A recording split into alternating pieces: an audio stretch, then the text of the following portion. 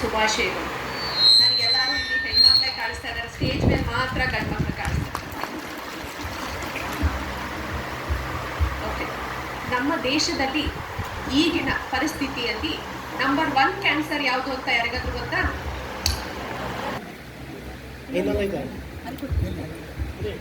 So number 1 cancer ಅಥವಾ ಗರ್ಭಕಂಠದ cancer. ನಾನಿವತ್ತು ನಿಮ್ಮ ಮುಂದೆ ನಿಂತಿರೋದು ಗರ್ಭಕಂಠದ ಕ್ಯಾನ್ಸರ್ ಬಗ್ಗೆ ಮಾತಾಡಿದೆ. Next slide.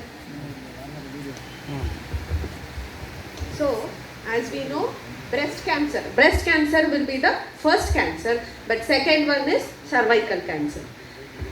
ಈಗ ನಮ್ಮ ದೇಶದಲ್ಲಿ 2023-24ರಲ್ಲಿ 1,23,000 ಮಹಿಳೆಯರು ಈ ಗರ್ಭಕಂಠದ ಕ್ಯಾನ್ಸರ್ ಇಂದ ಬಳಲಿದ್ದಾರೆ ಅನ್ನೋದಕ್ಕಿಂತ ನೊಂದಿದ್ದಾರೆ. ಈ ಗರ್ಭಕಂಠದ ಕ್ಯಾನ್ಸರ್ ಇದನ್ನ ತಡೆಗಟ್ಟಬಹುದು. ಈ ತಡೆಗಟ್ಟುವಂತಹ ಕ್ಯಾನ್ಸರಿಗೆ ನಾವು ಬಳಲ್ತಿರೋದು ತುಂಬಾ ವಿಷಾದನೀಯ. ನೆಕ್ಸ್ಟ್, ನಾವು ಡಾಕ್ಟರ್ ಬಳಿ ಹೋಗ್ಬೇಕು ಅಥವಾ ಇದು ತೊಂದರೆಯ ಲಕ್ಷಣಗಳು ಅಂತ ನಿಮಗೆ ಗೊತ್ತಿದ್ರೆ ನೀವು ಡಾಕ್ಟರ್ ಬಳಿ ಹೋಗ್ತೀರಾ. ಸೊ ಇಲ್ಲಿ ಇರುವಂತಹ ಜನಗಳು ಯಾರು, ಆಶಾ ಕಾರ್ಯಕರ್ತರಿರ್ಬೋದು, ನರ್ಸಿಂಗ್ ಸ್ಟೂಡೆಂಟ್ಸ್ ಇರ್ಬೋದು, ನೋಡಿದ್ರೆ ನೆಕ್ಸ್ಟ್ ನೀವು ನಿಮ್ಮ ಅಕ್ಕಪಕ್ಕದವ್ರಿಗೆ ಹೇಳ್ತೀರಾ, ಮತ್ತೆ ಇದನ್ನೇ ನೀವು ನಿಮ್ಮ ಹಳ್ಳಿಗಳಲ್ಲಿ ಪ್ರಚಾರ ಮಾಡ್ತೀರಾ. ಅದಕ್ಕೋಸ್ಕರ ಇವತ್ತು ಅಂತಾರಾಷ್ಟ್ರೀಯ ಮಹಿಳಾ ದಿನಾಚರಣೆಯ ದಿನ ನಿಮಗೆಲ್ಲ ಅರಿವು ಮೂಡಿಸ್ಲಿಕ್ಕೋಸ್ಕರ Mandya medical college, Mandya OBG society ಮತ್ತು ತಾಲೂಕು ಡಿಸ್ಟ್ರಿಕ್ಟ್ ಹೆಲ್ತ್ ಆಫೀಸರ್ಸ್ ಮತ್ತು ತಾಲೂಕು ಸಂಘಗಳು ಸೇರಿ ಇವತ್ತು ನಿಮಗೆ ಅರಿವು ಮೂಡಿಸ್ಲಿಕ್ಕೆ ಟ್ರೈ ಮಾಡ್ತಿದ್ದೀವಿ. ಮೊದಲನೇದಾಗಿ ಗರ್ಭಕೋಶದ ಕಂಠದ ಕ್ಯಾನ್ಸರ್. ಇದು ಗರ್ಭಕೋಶ, ಇದು ಅಂಡಾಶಯಗಳು, ಟ್ಯೂಬ್ಗಳು, ಇದು ಗರ್ಭಕಂಠ. ಈ ಕಂಠದಲ್ಲಿ ಕ್ಯಾನ್ಸರ್ ಬರುವಾಗ ನಮಗೆ ಮುಖದಲ್ಲಿ ನಗಡಿ ಬಂದ್ರೆ ಗೊತ್ತಾಗುತ್ತೆ, ಇದು ಸುರಿಯುತ್ತೆ, ಕೆಮ್ಮು ಬಂದ್ರೆ ಗೊತ್ತಾಗುತ್ತೆ, ಲಂಗಲ್ಲಿ ಇನ್ಫೆಕ್ಷನ್ ಆಗಿದ್ರೆ ಕೆಮ್ಮು ಬರುತ್ತೆ, ನಮಗೆ ಗೊತ್ತಾಗುತ್ತೆ. ಅದೇ ಗರ್ಭಕಂಠದ ಕ್ಯಾನ್ಸರ್ ಬಂದ್ರೆ ನಮ್ಗೆ ಏನಾಗುತ್ತೆ? ಗೊತ್ತು ಏನಾಗುತ್ತೆ ಅಂತ? ಹೊಟ್ಟೆ ನೋವು ಬರುತ್ತೆ. ಹೊಟ್ಟೆ ನೋವು ಯಾವಾಗ ಬರುತ್ತೆ? ಲಾಸ್ಟ್ ಸ್ಟೇಜ್ ಅಲ್ಲಿ ಬರುತ್ತೆ. ಹೊಟ್ಟೆ ನೋವು ಮುಂಚೆ ಗರ್ಭಕಂಠದಿಂದ ಅಥವಾ ನಮ್ಮ ಯೋನಿ ಭಾಗ, ಹೆಣ್ಮಕ್ಳಲ್ಲಿ ಪ್ರೈವೇಟ್ ಜಾಗ ಯೋನಿ ಭಾಗದಿಂದ ಏನ್ ತೊಂದರೆ ಆಗತ್ತೆ? Very good. ಸೊ ಬಿಳಿ ಮುಟ್ಟು, see this is the one. ಬಿಳಿ ಮುಟ್ಟು ಬಂದದ್ದೆಲ್ಲ ಕ್ಯಾನ್ಸರ್ ಆಗ್ಲಿಕ್ಕೆ ಸಾಧ್ಯನಾ? ಇಲ್ಲ ಮೇಡಮ್. Very good. ಸೊ ಬಿಳಿ ಮುಟ್ಟು ಬಂದಾಗ ಏನ್ ಮಾಡಬೇಕು, ಯಾವ ಬಿಳಿ ಮುಟ್ಟು ಕೆಟ್ಟದ್ದು, ಯಾವ ಬಿಳಿ ಮುಟ್ಟು ನಾರ್ಮಲ್ ಆಗಿ ಬರುತ್ತೆ ಅನ್ನೋದನ್ನ ನಾವು ತಿಳ್ಕೋಬೇಕು. ನಮ್ಮಲ್ಲಿ ಏನೇ ಕ್ವಶನ್ ಇದ್ರು ಕೇಳಿ ಖಂಡಿತ. ಬಿಳಿ ಮುಟ್ಟು ಸಾಮಾನ್ಯ, ಈಗ ನಮ್ಮ ಗರ್ಭಕಂಠದಿಂದ ನಾರ್ಮಲ್ ಆಗಿನೂ ಬಿಳಿ ಮುಟ್ಟು ಬರುತ್ತೆ. ಯೂಶಲಿ ನಮ್ಮ ಮುಟ್ಟು ಅಥವಾ ದಿನ ಏನು ಪೀರಿಯಡ್ಸ್ ಇದೆ, ಆ ಪೀರಿಯಡ್ಸ್ 28 ದಿನ ಸಾಮಾನ್ಯವಾಗಿ ನಡೆಯುತ್ತೆ. ಮುಟ್ಟು ನಮಗೆ ಪೀರಿಯಡ್ಸ್ ಆಗುವುದಕ್ಕೂ 1 ದಿನ 2 ದಿನ ಮುಂಚೆ ಬಿಳಿ ಮುಟ್ಟು ಬರಬಹುದು. ಅಥವಾ ನಾವು ರೆಗ್ಯುಲರ್ ಆಗಿ 14ನೇ ದಿನ ಮೊಟ್ಟೆ ಒಡೆದ ದಿನ ಸ್ವಲ್ಪ ಬಿಳಿ ಮುಟ್ಟು ಬರಬಹುದು. ಅದನ್ನೆಲ್ಲ ನಾವು ನಾರ್ಮಲ್ ಅಂತ ಕನ್ಸಿಡರ್ ಮಾಡ್ತೀವಿ.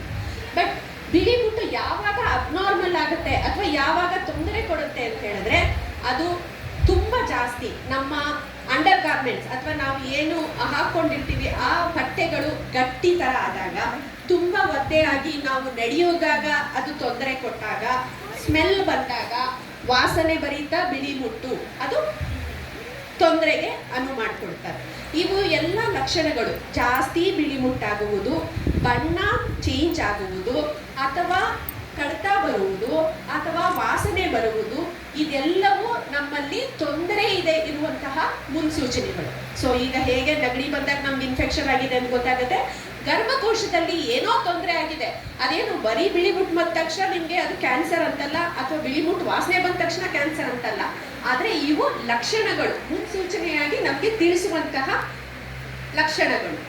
ನೆಕ್ಸ್ಟ್, ಅನಿಮಿಯದ ರಕ್ತಸ್ರಾವ. ಅಂದ್ರೆ ಇವಾಗ ಏನಾಗುತ್ತೆ, ಎಲ್ಲೋ ಯಾವಾಗ್ಲೂ ನಮಗ್ ಗೊತ್ತು ತಿಂಗಳಿಗೊಂದ್ಸಲ ನಮ್ಗೆ ಮುಟ್ಟು ಬರುತ್ತೆ ಅಂತ. ಬಟ್ ನಮ್ಗೆ ತಿಂಗಳಿಗೊಂದ್ಸಲ ಮುಟ್ಟು ಬರೋದು ಬಿಟ್ಟು ಯಾವಾಗ್ಲೋ ಮಧ್ಯ ಬ್ಲೀಡಿಂಗ್ ಆಗೋದು, ಅದು ಒಂದು ಮುನ್ಸೂಚನೆ, ಒಂದು ಲಕ್ಷಣ.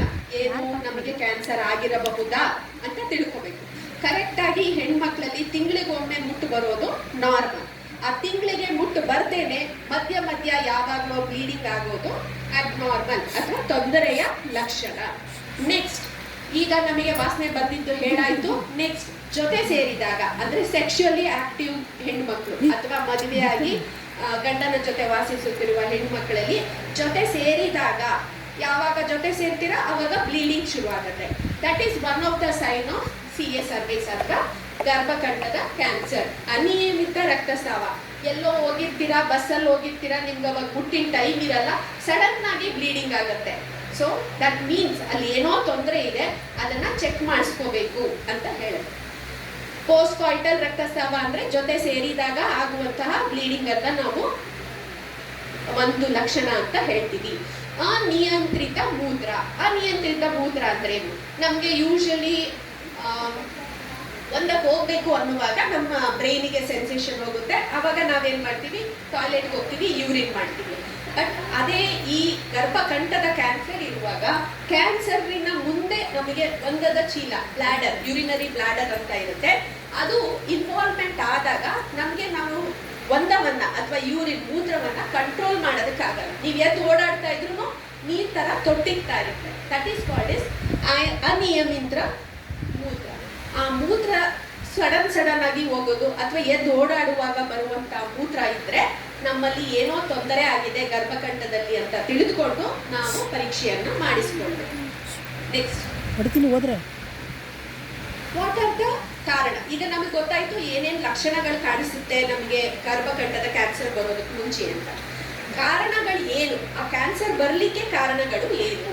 ಫಸ್ಟ್ ಒನ್, HPV ಸೋಂಕು. ಈಗ ಎಲ್ಲರಿಗೂ ಗರ್ಭಕಂಠ ಕ್ಯಾನ್ಸರ್ ಬರುತ್ತಾ? ಇಲ್ಲ.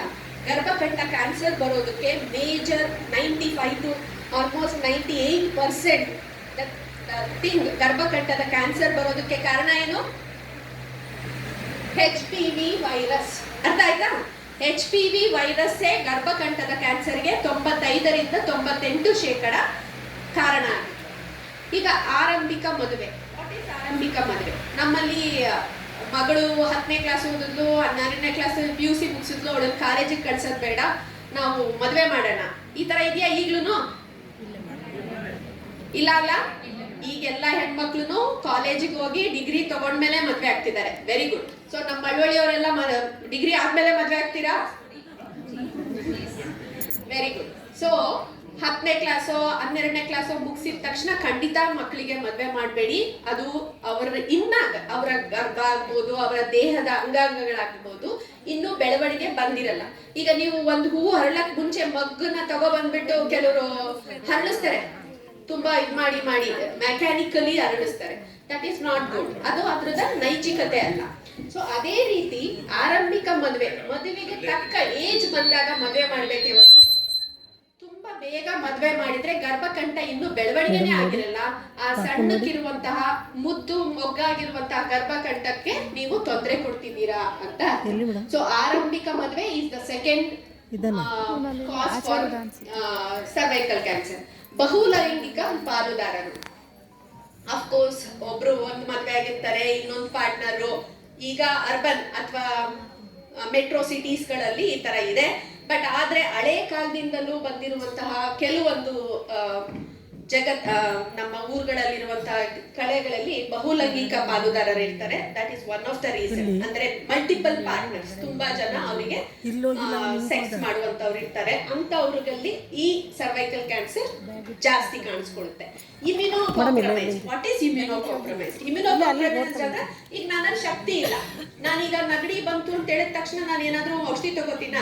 ಇಲ್ಲ, ಮನೇಲಿ 1-2 ದಿನ ರೆಸ್ಟ್ ತಗೋತೀನಿ, ಸ್ಟೀಮ್ ತಗೋತೀನಿ, ಅವಾಗ ನನ್ನ ನೆಗಡಿ ಹೋಗುತ್ತೆ. ದಟ್ ಮೀನ್ಸ್ ನನ್ನ ದೇಹದಲ್ಲೇ ನನ್ನ ರೋಗಕ್ಕೆ ಹೊಡೆದಾಡುವಂತಹ ಶಕ್ತಿ ಇರುತ್ತೆ. That is called as immunity. So ನಮ್ಮ ದೇಹದಲ್ಲಿ ಇಮ್ಯುನಿಟಿ ಕಡಿಮೆ ಆದಾಗ ನಮ್ಮಲ್ಲಿ ಸರ್ವೈಕಲ್ ಕ್ಯಾನ್ಸರ್ ಕೂಡ ಬರಬಹುದು. ಆದ್ರೆ ಇಮ್ಯುನಿಟಿ ಏನು, ಒಂದು ರಕ್ತ ಕಡಿಮೆ ಆದ ತಕ್ಷಣ ಇಮ್ಯುನಿಟಿ ಕಡಿಮೆ ಆಗ್ಬಿಡಲ್ಲ. ಬೇರೆ ಎಲ್ಲ ನ್ಯೂಟ್ರಿಷನ್ ಇರ್ಬೋದು, ರಕ್ತ ಇರ್ಬೋದು, ಅಥವಾ HIV ಸೋಂಕು ಇರ್ಬೋದು, HPSCG ಸೋಂಕು ಇರ್ಬೋದು, ಕೆಲವೊಂದು ಸೋಂಕುಗಳಲ್ಲಿ ಈ ಸರ್ವೈಕಲ್ ಕ್ಯಾನ್ಸರ್ ಕಾಣಿಸಿಕೊಳ್ಳುವಂಥದ್ದು ಜಾಸ್ತಿ ಕಂಡು ಬರುತ್ತದೆ. This is the first stage, ಯಾವಾಗ HPV ಇನ್ಫೆಕ್ಷನ್ ಆಗುತ್ತೆ. ಸೆಕೆಂಡ್ ಸ್ಟೇಜ್ ಏನಾಗುತ್ತೆ, ಅಲ್ಲಿ ಹುಣ್ಣು ಕಾಣಿಸ್ತಿದೆಯಾ ಎಲ್ಲರಿಗೂ? ಸ್ವಲ್ಪ ಹುಣ್ಣು ಕಾಣಿಸ್ಕೊಳ್ಳುತ್ತೆ. ನೆಕ್ಸ್ಟ್ ಆ ಹುಣ್ಣು ಇಲ್ಲಿರುವಂತಹ ಕಣಗಳಿಗೆ ಅಂದ್ರೆ ಸೆಲ್ಸ್ಗಳಲ್ಲಿ ಹೋಗಿ ಅಲ್ಲಿರುವಂತಹ ಜೀನ್ಸ್ DNA ಹಾಳು ಮಾಡುತ್ತೆ. Next it comes to this stage where it is a cervical cancer. ಈಗ ನಿಮಗೆ ಗೊತ್ತಾಯ್ತು ಏನೇನ್ ಲಕ್ಷಣಗಳು ಕಾಣಿಸ್ಕೊಂಡಾಗ ನೀವು ಡಾಕ್ಟರ್ ಬಳಿ ಹೋಗ್ಬೇಕು, ಅದಕ್ಕೆ ಕಾರಣಗಳೇನು, ಅದನ್ನ ನೆಕ್ಸ್ಟ್ ಏನ್ ಮಾಡ್ಬೇಕು ಅಂತ ನೋಡೋಣ. ರೋಗ ನಿರ್ಣಯ ಅಥವಾ ಡಯಾಗ್ನೋಸಿಸ್. ಈಗ ಬಂದ ತಕ್ಷಣ ಬಿಳಿ ಮುಟ್ಟು ಬಂತು, ನಾನು ಡಾಕ್ಟರ್ ಬಳಿ ಹೋದೆ, ಡಾಕ್ಟರ್ ಏನಿಲ್ಲಮ್ಮ ಮಾಮೂಲಿ ಬಿಳಿ ಮುಟ್ಟು ಅಂತ ಹೇಳಿದ್ರು, ಅಂದ್ರೂ ಬಂದ್ಬಿಟ್ರಿ. ನೆಕ್ಸ್ಟ್ ಏನ್ ಮಾಡ್ಬೇಕು ನೀವು, ಡಾಕ್ಟರ್ ನಿಮ್ಗೆ ಹೇಳಿರ್ತಾರೆ ಪ್ಯಾಪ್ ಸ್ಮಿಯರ್ ಅಂತ ಮಾಡಿಸ್ಬೇಕು ಅಂತ. This is very easy and non invasive. Non invasive ಅಂದ್ರೆ ಯಾವುದೇ ಒಂದು ನಮ್ಮ ದೇಹಕ್ಕೆ ತೊಂದರೆ ಆಗದಾಗೆ ಅಥವಾ ನೋವಾಗದಾಗೆ ತಡೆಯುವಂತಹ ಟೆಸ್ಟ್ಗಳನ್ನ ನಾವು ನಾನ್ ಇನ್ವೇಸಿವ್ ಟೆಸ್ಟ್ಗಳಂತ ಹೇಳ್ತೀವಿ. ಪ್ಯಾಪ್ ಸ್ಮಿಯರ್ ಅಂದ್ರೆ ಏನು? ಪ್ಯಾಪ್ ಸ್ಮಿಯರ್ ಅಂದ್ರೆ ಇವಾಗ ಗರ್ಭಕಂಠ ಏನಿದೆ ಅದರಿಂದ ಬರುವಂತಹ ಬಿಳಿ ಮುಟ್ಟನ್ನ ನಾವು ಒಂದು ಸ್ಪ್ಯಾಚುಲಾ, ಈ ಸ್ಪ್ಯಾಚುಲಾದಲ್ಲಿ ತೆಗೆದು ಅದನ್ನ ಇಲ್ಲಿ ಒಂದು ಸ್ಲೈಡ್, ಈ ಸ್ಲೈಡ್ ನಲ್ಲಿ ಬಳಿತೀವಿ ಅಂದ್ರೆ ಸ್ಮಿಯರ್ ನಾವು ಟೆಸ್ಟ್ ಮಾಡ್ತೀವಿ. ಇದರಲ್ಲಿ ನಿಮ್ದೇ ಆದಂತ ರಕ್ತ ಇರ್ಬೋದು, ನಿಮ್ದೇ ಆದಂತ ಗರ್ಭಕೋಶದ ತುಂಡಾಗ್ಲಿ ತೆಗೆಯಲ್ಲ. ಆ ಪ್ಯಾಪ್ ಸ್ಮಿಯರ್ ನ ತೆಗೆದು ಟೆಸ್ಟಿಂಗ್ ಕಳಿಸ್ತೀವಿ. ಆ ಟೆಸ್ಟ್ ಅಲ್ಲಿ ಏನು ಗರ್ಭಕೋಶದಿಂದ ಬರುವಂತಹ ಒಂದೊಂದೇ ಕಣಗಳನ್ನ ಚೆಕ್ ಮಾಡಿ ಅದರಲ್ಲಿ ಏನಾದ್ರೂ ಕಣಗಳಲ್ಲಿ ತೊಂದರೆಗಳು ಆಗಿದ್ಯಾ, ಅದು ಕ್ಯಾನ್ಸರ್ಗೆ ಮುನ್ಸೂಚನೆ ಇದೆಯಾ ಅಥವಾ ಕ್ಯಾನ್ಸರ್ ಬರ್ಲಿಕ್ಕೆ ಕಾಣಿಸ್ತಾ ಇದೆಯಾ ಅನ್ನೋದನ್ನ ನೋಡ್ತೀವಿ. Next ಪ್ಯಾಪ್ smear is very easy and very cost effective. Cost effective ಅಂದ್ರೆ ಇದ್ರಲ್ಲಿ ನಿಮ್ಗೆ ಏನು ಜಾಸ್ತಿ ಖರ್ಚು ಬೀಳಲ್ಲ. ಯೂಶಲಿ ಒಂದ್ ಸ್ಲೈಡು ಒಂದ್ ಇದು ತೆಗೆದು ಹಾಕಿ ಸ್ಮಿಯರ್ ನ ಮೈಕ್ರೋಸ್ಕೋಪ್ ಅಲ್ಲಿ ನೋಡಿ ರಿಸಲ್ಟ್ಸ್ ನ ಕೊಡ್ತಾರೆ. This is accurate almost around 80 to 90%. Depends on the smear. ನಾವು ಹೇಗೆ ತೆಗ್ದಿರ್ತೀವಿ, ಯಾವ ರೀತಿ ಅದನ್ನ ಪ್ರಿಸರ್ವ್ ಮಾಡಿ ಕಳ್ಸಿರ್ತೀವಿ ಅನ್ನೋದ್ರ ಮೇಲೆ ಇದ್ರದ್ದು ರಿಪೋರ್ಟ್ಸ್ ಡಿಪೆಂಡ್ ಆಗುತ್ತೆ. Next comes liquid cytology. ಇದು ಹೊಸ ಟೆಸ್ಟ್ಗಳು. ಇದರಲ್ಲಿ ಈ ಸ್ಪ್ಯಾಚುಲಾ ಇರುತ್ತೆ, ಇದನ್ನ ನಾವು ಗರ್ಭಕಂಠದ ಒಳಗೆ ಹಾಕಿ, ಇದ್ರಲ್ಲೂ ಅಷ್ಟೇ this is also non invasive. ನಾವು ಯಾವುದೇ ರೀತಿಯಂತ ನೋವು ಕೊಡಲ್ಲ, ಯಾವುದೇ ರೀತಿಯಂತ ಇಂಜೆಕ್ಷನ್ ಕೊಡಲ್ಲ. ಇದನ್ನ ಒಳಗಡೆ ಹಾಕಿ ನಾವು ಅದರದ್ದು ಸುತ್ತ ಒಂದ್ ರೌಂಡ್ ತೆಗೆದು ಅದನ್ನ ಈ ಲಿಕ್ವಿಡ್ ಏನ್ ಕೊಟ್ಟಿರ್ತಾರೆ ಅದ್ರೊಳಗೆ ಹಾಕಿ ಕಳಿಸಿದ್ರೆ ಇದ್ರದ್ದು ತುಂಬಾ ಅಕ್ಯುರೇಸಿ ಚೆನ್ನಾಗಿದೆ ಮತ್ತೆ detection rate is very high in liquid cytology. Next ಯೋನಿಸ್ಕೋಪ್ ಅಥವಾ ಕಾಲ್ಕೋಸ್ಕೋಪ್. ಎಲ್ಲರೂ ಕೇಳಿದ್ದೀರಾ, ಉದರಸ್ಕೋಪಿ, ಲ್ಯಾಪ್ರೋಸ್ಕೋಪಿ ನಿಮ್ಗೆಲ್ಲ ಗೊತ್ತು. ಆದ್ರೆ ಲ್ಯಾಪ್ರೋಸ್ಕೋಪಿ ಉದರಸ್ಕೋಪಿ ತರನೇ ಯೋನಿಸ್ಕೋಪಿ ಅಥವಾ ಕಾಲ್ಕೋಸ್ಕೋಪಿ ಅಂತ ಇದೆ. ಏನಿಲ್ಲ, ನಾವು ಮಾಡುವಂತ ಯೋನಿ ಜಾಗದಿಂದ ಒಂದು ಲೈಟ್ ಅನ್ನ ಹಾಕಿ, ಪ್ರೀವಿಯಸ್ ಸ್ಲೈಡ್ ಇಂದಿಂದು ಅದ್ ಹಾಕಿದಾಗ ಇಲ್ಲಿ ನಮಗೆ ಲೈಟ್ ಬರುತ್ತೆ. ಈ ಲೈಟ್ ಬಂದಾಗ ಇಲ್ಲಿಗೆ ನಾವು ಒಂದು ಔಷಧಿಯನ್ನ ಹಚ್ತೀವಿ. ಆ ಔಷಧಿಯನ್ನ ಹಚ್ಚಿದಾಗ ಇಲ್ಲಿ ಯಾವ ಭಾಗದಲ್ಲಿ ತೊಂದರೆ ಆಗಿದೆ ಅನ್ನೋದನ್ನ ಅದು ಸೂಚನೆ ಕೊಡುತ್ತೆ. ದಟ್ ಈಸ್ ಕಾಲ್ಡ್ as ಯೋನಿಸ್ಕೋಪಿ ಆರ್ ಕಾಲ್ಪೋಸ್ಕೋಪಿ. Next slide. ಆ ಜಾಗನ ಡಿಟರ್ಮೈನ್ ಮಾಡಿ ಆ ಜಾಗದಿಂದ ನಾವು ಬಯಾಪ್ಸಿ ಅಥವಾ ಟೆಸ್ಟಿಂಗಿಗೆ ತೆಗೆದುಕೊಳ್ತೀವಿ. ದಟ್ ಈಸ್ ಕಾಲ್ಡ್ as ಯೋನಿಸ್ಕೋಪಿ or colposcopy. Next is biopsy. Biopsy ಅಂದ್ರೆ ಈಗ ನಾನು ಹೇಳಿದಾಗೆ ಏನು ನಿಮ್ಮಲ್ಲಿ ರೋಗ ಲಕ್ಷಣ ಕಾಣುವಂತ ಜಾಗವನ್ನ ಡಿಟರ್ಮೈನ್ ಮಾಡ್ತೀವಿ, ಆ ಜಾಗದಿಂದ ಒಂದು ತುಂಡು, ಗರ್ಭಕೋಶದ ಬಾಯಿಯ ತುಂಡನ್ನು ತೆಗೆದು ಅದನ್ನ ಟೆಸ್ಟಿಂಗ್ ಕಳಿಸ್ತೀವಿ. That is 100% confirmatory results. Next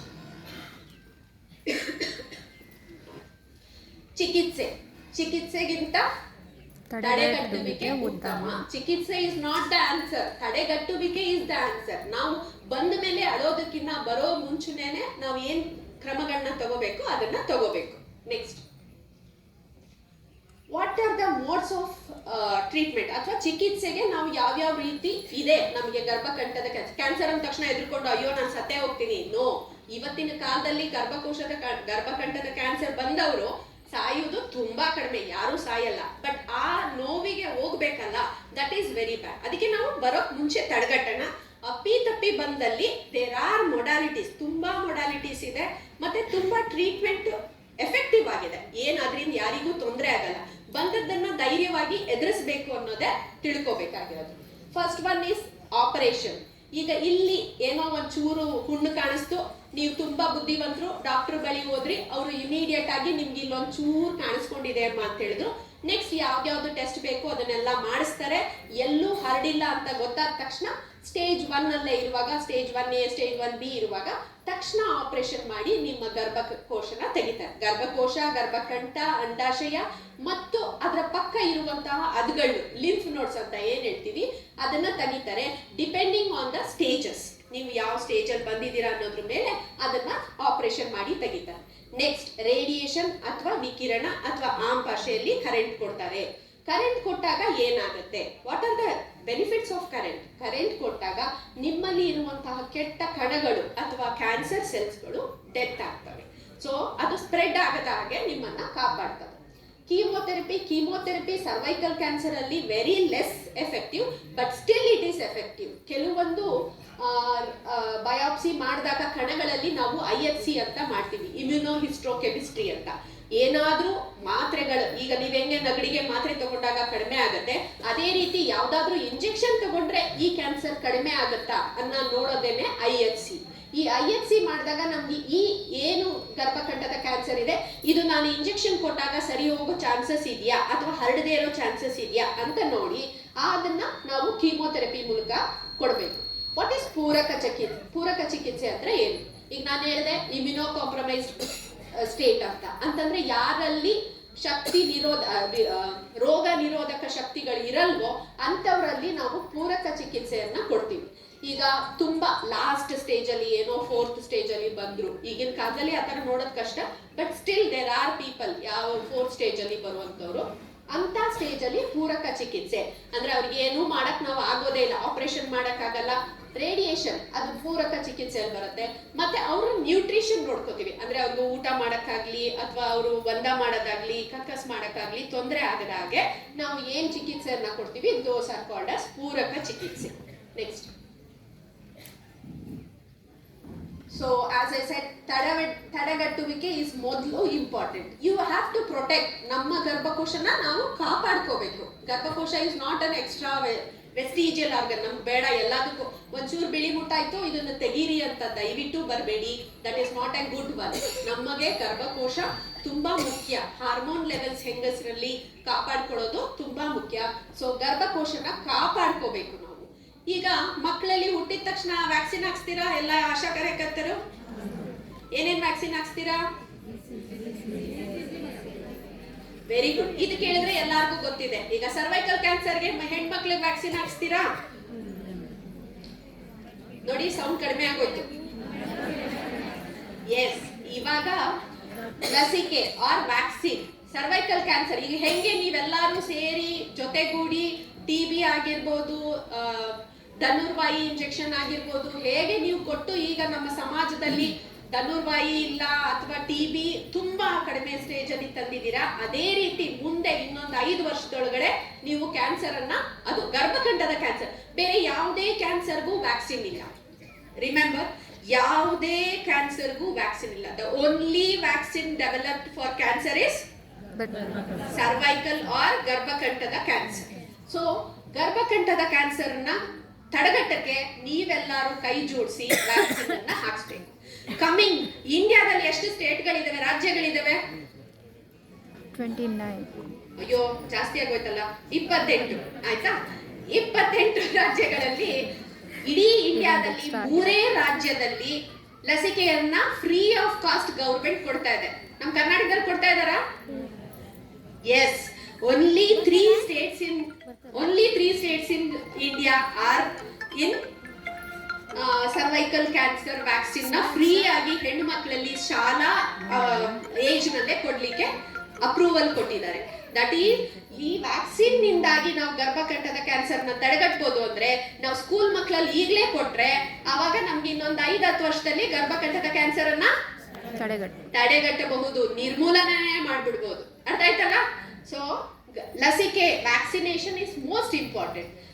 next, ಈಗ ಆಯ್ತು, ನಾವು ಸ್ಕೂಲ್ ಹುಡುಗಿರ್ನ ಪ್ರೊಟೆಕ್ಟ್ ಮಾಡ್ತಾ ಇದೀವಿ, ಕಾಲೇಜ್ ಹುಡುಗಿರ್ನ ಅನ್ಕೊಳ್ಳೋಣ, ನಾವೆಲ್ಲ ಒಂದು 18-20 ವರ್ಷದವರೆಗೂ ನಾವು ವ್ಯಾಕ್ಸಿನ್ ಹಾಕಿ ನಾವು ಕಾಪಾಡ್ತೀವಿ. ಈಗ ಆಲ್ರೆಡಿ ಕಾಲೇಜಿಗೆ ಬಂದಿರುವಂತಹ ಹುಡುಗಿರು 18ರಿಂದ ಈಗ ಮದುವೆ ಆಗಬೇಕು ಅಂತ ಹೊಸ್ತಿಲಲ್ಲಿ ನಿಂತಿರೋ 30 ವರ್ಷದವರೆಗೆ ಏನ್ ಮಾಡ್ಬೇಕು? ಅವರಿಗೆ ಅರಿವನ್ನ ಮೂಡಿಸಿ ವ್ಯಾಕ್ಸಿನ್ ಅನ್ನ ಹಾಕ್ಸ್ಕೊಳ್ಳಿಕ್ಕೆ, ಅವರೇ ಸ್ವಂತ ವ್ಯಾಕ್ಸಿನ್ ಅನ್ನ ಹಾಕ್ಸ್ಕೊಳ್ಳಿಕ್ಕೆ ನಾವು ಪ್ರೇರೇಪಿಸಬೇಕು. First group is school girls. School girls ನ ನೀವು ವ್ಯಾಕ್ಸಿನ್ ಹಾಕಿ ಕಾಪಾಡ್ಬಿಡ್ಬೋದು, ಯಾಕಂದ್ರೆ ಫ್ರೀ ಆಗಿ ಕೊಡ್ತಾರೆ ಅಂತ ಅಪ್ಪ ಅಮ್ಮಂಗೆ ಇದನ್ನ ಎಜುಕೇಟ್ ಮಾಡಿದ್ರೆ ಅವ್ರು ಹಾಕಿಸ್ತಾರೆ. School girls ಮುಗ್ದೋಯ್ತು. ಈಗ ಕಾಲೇಜಲ್ಲಿ ಇರೋ ಹುಡುಗಿರಿಗೆ ನಾವು ಅರಿವನ್ನ ಮೂಡಿಸಿ ಅವರಿಗೆ ಪ್ರೇರೇಪಿಸಬೇಕು. ನಾವು ವ್ಯಾಕ್ಸಿನ್ ನ ಸ್ವಂತವಾಗಿ ನೀವು ಹಾಕ್ಸ್ಕೊಳ್ಳಿ ಅಂತ ಪ್ರೇರಣೆ ಕೊಡ್ಬೇಕು. ನೆಕ್ಸ್ಟ್, ಈಗ ಆಲ್ರೆಡಿ ಮದುವೆ ಆಗಿರುವಂತ ಅಥವಾ ಮಕ್ಕಳಾಗಿರುವಂತಹ ಹೆಣ್ಣು ಮಕ್ಕಳಲ್ಲಿ ನೆಕ್ಸ್ಟ್ ನೀವೇನ್ ಹೇಳ್ತೀರಾ? ಅವ್ರು ಹೇಗೆ ಗರ್ಭಕಂಠದ ಕ್ಯಾನ್ಸರ್ ತಡೆಗಟ್ಟೋದು?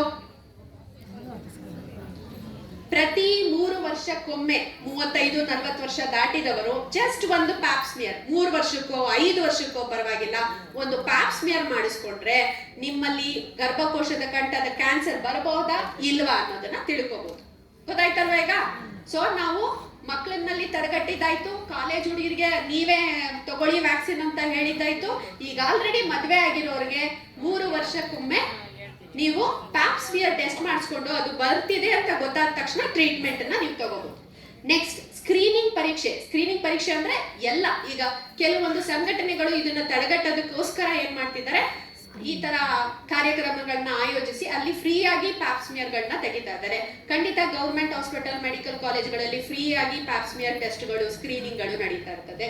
ಸೊ ಇಂಥ ಸ್ಕ್ರೀನಿಂಗ್ ಪರೀಕ್ಷೆಗಳು ಸಿಕ್ಕಿದಾಗೆಲ್ಲ ಅದರ ಪ್ರಯೋಜನ ಪಡೆದುಕೊಂಡು ಸ್ಕ್ರೀನಿಂಗ್ ಅನ್ನ ಮಾಡಿಸ್ಬೋದು. ಯಾವ್ದಲ್ವಾ? Next, vaccine. ನಮ್ಮ ಇವತ್ತಿನ ಟಾಕ್ ಓನ್ಲಿ ವ್ಯಾಕ್ಸಿನ್. ವ್ಯಾಕ್ಸಿನ್ ಇಂದ ನಾವು ಏನ್ ಮಾಡ್ಬೋದು? What is this Cervarix and Gardasil? Cervarix is, ಈಗ ನಾವು HPV ವ್ಯಾಕ್ಸಿನ್ ಅಂದಾಗ ಈ 3 ಬರ್ತವೆ. ಈ 3ರಲ್ಲಿ HPV, ನಮ್ಮಲ್ಲಿ ಎಲ್ಲಾ HPV ವೈರಸ್ಗಳು ಗರ್ಭಕಂಠ ಕ್ಯಾನ್ಸರ್ ಪ್ರೊಡ್ಯೂಸ್ ಮಾಡಲ್ಲ. ಈ ವೆರೈಟೀಸ್ ಆಫ್ ಇದು ನಮ್ಮಲ್ಲಿ ಕ್ಯಾನ್ಸರ್ ಅನ್ನ ತರುವಂತದ್ದು. ಈ ವೆರೈಟಿಯಲ್ಲಿ ಮೇಜರ್ ಇಂಪಾರ್ಟೆಂಟ್ ಇಸ್ 16 and 18. ಇವೆರಡು ತುಂಬಾ ಕೆಟ್ಟದು. ಈ ಕೆಟ್ಟದಾದಂತಹ ಇದಕ್ಕೆ ವ್ಯಾಕ್ಸಿನ್ ಅನ್ನ ನಮ್ಮ ಇಂಡಿಯಾದವರೇ ಡೆವಲಪ್ ಮಾಡಿದ್ದಾರೆ, ದಟ್ ಈಸ್ ಸರ್ವಾರಿಕ್ಸ್. ಈ ಸರ್ವಾರಿಕ್ಸ್ 16 ಮತ್ತು 18 HPV ಇನ್ಫೆಕ್ಷನ್ ಅನ್ನ ತಡೆಗಟ್ಟುತ್ತೆ. ಈ ವ್ಯಾಕ್ಸಿನ್ ಅನ್ನ ನಾವು ಹಾಕ್ಬೋದು. ಇದು ಗವರ್ಮೆಂಟ್ ಫ್ರೀ ಆಗಿ ಕೊಡ್ಬೇಕು ಅನ್ಕೊಂಡಿರುವಂತಹ ವ್ಯಾಕ್ಸಿನ್. This one Gardasil. ಇದರಲ್ಲಿ 2 ವೆರೈಟಿ ಇದೆ. ಒಂದು 4 ಸ್ಟ್ರೇನ್, ಅಂದ್ರೆ ಮೋಸ್ಟ್ ಇಂಪಾರ್ಟೆಂಟ್ 6, 11, 16, 18 ಅನ್ನ ಕವರ್ ಮಾಡುವಂತದ್ದು ಗಾರ್ಡಸಿಲ್, ಮತ್ತು ಇಷ್ಟು ವೆರೈಟಿಯನ್ನು ಕವರ್ ಮಾಡುವಂತದ್ದು ಗಾರ್ಡಸಿಲ್. ಸೊ ಇವೆರಡೂ ವೆರೈಟಿಯಲ್ಲಿ ವ್ಯತ್ಯಾಸ ಏನು ಅಂದ್ರೆ, ಇದು ಬರೀ 4 ವೆರೈಟಿ ಆಫ್ HPV ವ್ಯಾಕ್ಸಿನ್ ನ ಪ್ರಿವೆಂಟ್ ಮಾಡುತ್ತೆ, ಇದು ಇಷ್ಟು 9 ಇದನ್ನ ಪ್ರಿವೆಂಟ್ ಮಾಡುತ್ತೆ. ಇದ್ರ ವ್ಯತ್ಯಾಸ ಏನು ಅಂದ್ರೆ, ಇದಕ್ಕೊಂದು 3,000, ಇದಕ್ಕೊಂದು 4,000. ನನ್ನ ಹತ್ರ ಬರ್ತಾರೆ, ವ್ಯಾಕ್ಸಿನ್ ಹಾಕ್ಸ್ಕೋತಾರೆ, ಒಂದ್ 3,000, 4,000. ಅಪೋಲೋಗ್ ಹೋಗ್ತಾರೆ, 11,000. ಗೌರ್ಮೆಂಟ್ ಹಾಸ್ಪಿಟಲ್ ಅಲ್ಲಿ ಫ್ರೀ ಆಗಿ ಹಾಕೊಟ್ಟಿರುತ್ತೆ. ಏನ್ ಮೇಡಮ್, ಅವ್ರ ಹತ್ರ ಅಷ್ಟು, ನಿಮ್ಮ ಹತ್ರ ಇಷ್ಟು, ಇವ್ರ ಹತ್ರ ಇಷ್ಟು. ಇಟ್ ಈಸ್ ನಾಟ್ ದಟ್ ಅಷ್ಟು ಇಷ್ಟು.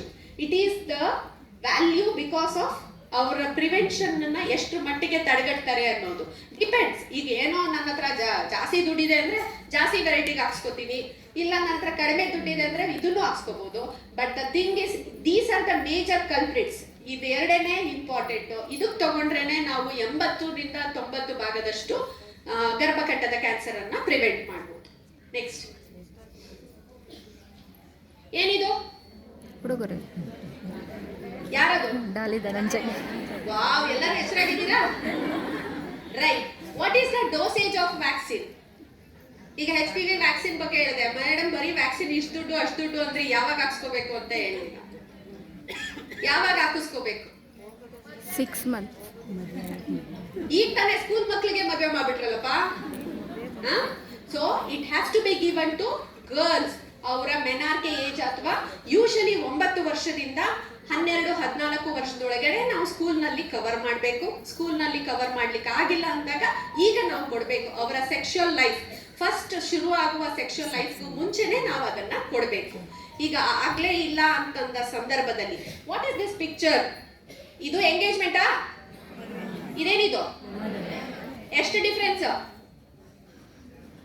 ಅವ್ರ ಎಂಗೇಜ್ಮೆಂಟ್ ಆಗಿ ಮದ್ವೆ ಆಗಿ ಎಷ್ಟು ಡಿಫ್ರೆನ್ಸ್ ಇತ್ತು?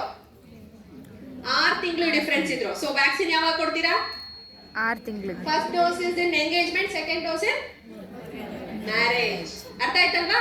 So first 0 dose, first dose is 0, then second one is 6 months ಗೆ ಕೋರ್ಸ್ ಅನ್ನ ಕೊಡಬೇಕು. ಫಸ್ಟ್ ಡೋಸ್ ಒಂದು ಕೊಡ್ತೀರಾ, ಅದಾದ್ಮೇಲೆ ಸೆಕೆಂಡ್ ಡೋಸ್ 6 ತಿಂಗಳು ಬಿಟ್ಟು ಸೇಮ್ ವ್ಯಾಕ್ಸಿನ್ ನ ಕೊಡಬೇಕು. ನೆಕ್ಸ್ಟ್ ಇನ್ನೂ ಒಂದು ಏನಪ್ಪಾ ವಿಚಿತ್ರ ಅಂದ್ರೆ, ಈ ಗಾರ್ಡಸಿಲ್ ಇಷ್ಟು ವೆರೈಟಿನ ಕವರ್ ಮಾಡ್ಬೇಕಂದ್ರೆ ಇದು ಒಂದನ್ನ 3 ಡೋಸ್ ಕೊಡ್ಬೇಕಾಗತ್ತೆ. 0, 2 ಅಂಡ್ ಆಫ್ಟರ್ 6 to 12, 6 ತಿಂಗಳಿಂದ 1 ವರ್ಷದಲ್ಲಿ ಯಾವಾಗಾದ್ರೂ ಕೊಡಿಸ್ಬೋದು. ಅರ್ಥ ಆಯ್ತಾ? ಈಗ ಯಾವಾಗ ಕೊಡಿಸ್ತೀರಾ vaccine? Next 0 and 6. So next line 0 engagement ಆಗ್ತಿದ್ದಂಗೆ ಒಂದು ಕೊಡಿಸ್ತೀರಾ, 6 ತಿಂಗಳು ಬಿಟ್ಟು ಇನ್ನೊಂದು ಕೊಡಿಸ್ತೀರಾ. ನೆಕ್ಸ್ಟ್ ಇಲ್ಲ ಇಲ್ಲ ನೆಕ್ಸ್ಟ್ ಯಾರ್ದೇ, ಈಗ ನೀವೆಲ್ಲರೂ ಆಶಾಕರ್ತೆಯರಿದ್ದೀರಾ, ಕಾಲೇಜ್ ಹುಡುಗಿರಿದ್ದೀರಾ, ಈಗ ನಿಮ್ ಫ್ರೆಂಡ್ ಮದ್ವೆಗೆ ಹೋಗ್ತೀರಾ ಅಥವಾ ನಿಮ್ಮ ಅಕ್ಕ ತಂಗಿಯರ ಮಕ್ಕಳು ಮದ್ವೆಗೆ ಹೋಗ್ತೀರಾ. What will be your gift? ಉಡುಗೊರೆ ಏನ್ ಕೊಡ್ತೀರಾ? ಒಂದ್ ಸೀರೆ ಕೊಡ್ತೀರಾ, ಒಂದು ವೆರೈಟಿ ಕೊಡ್ತೀರಾ, ಏನೇನೋ ಕೊಡ್ತೀರಾ? ಬೇಡ. You advise them to take vaccine. ಅವರ ಸೆಕ್ಷುವಲ್ ಲೈಫ್ ಶುರು ಆಗಕ್ಕೂ ಮುಂಚೆ you give them the best gift of their life ಅಲ್ವಾ? ಅವರ ಜೀವನದಲ್ಲಿ ಅವರು ಮರೀಲಿಕ್ಕೆ ಆಗದೆ ಇರುವಂತಹ ಗಿಫ್ಟ್ ಅನ್ನ ನೀವು ಕೊಡ್ಬೇಕು. ಏನ್ ಕೊಡ್ತೀರಾ? ವ್ಯಾಕ್ಸಿನ್. Very good. ನೋಡ್ತೀನಿ ಎಷ್ಟು ಜನ ವ್ಯಾಕ್ಸಿನ್ ತಗೊಂತೀರಾ ಅಂತ. Right. So first you have to give them the gift ಅಂದಾಗ ದಯವಿಟ್ಟು ಎಲ್ಲರೂ ನಿಮ್ ತಲೆಯಲ್ಲಿ ಇಟ್ಕೊಳ್ಳಿ, first gift should be vaccine, cervical cancer vaccine. ಇದನ್ನ ಕೊಟ್ರೆ ನೀವು ಅವರಿಗೆ ಜೀವನದಲ್ಲಿ ಬೆಸ್ಟ್ ಗಿಫ್ಟ್ ಅನ್ನ ಕೊಟ್ಟಾಗೆ ಹಾಗೆ. ಅರ್ಥ ಆಯ್ತಾ ಎಲ್ಲರಿಗೂ? Any doubts? ಏನಾದ್ರೂ ಕೇಳಕ್ಕಿದ್ರೆ ಕೇಳಿ, ಡೆಫಿನೆಟ್ಲಿ ನನಗೆ ಗೊತ್ತಿದ್ರೆ ಆನ್ಸರ್ ಮಾಡ್ತೇನೆ. ಏನಪ್ಪಾ? Human papilloma virus.